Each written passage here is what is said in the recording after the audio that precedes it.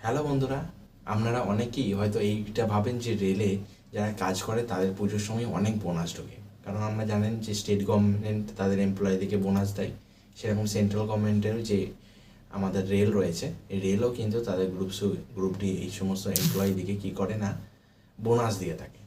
তো আমাদের অনেকের ভাবনা থাকে যে রেলের বোনাস অনেকটা হয়ে থাকে, 50,000 1 লাখ বোনাস ঢোকে, কিন্তু একদমই এটা কিন্তু ভুল কথা। আমি একজন রেলের কর্মচারী হিসেবে আমি আপনাদেরকে বলি, রেলে প্রতি বছর যে বোনাসটা দেয় সেটা হচ্ছে লেভেল 6 পে কমিশনের অনুযায়ী, সেটা হচ্ছে 17,951 টাকা।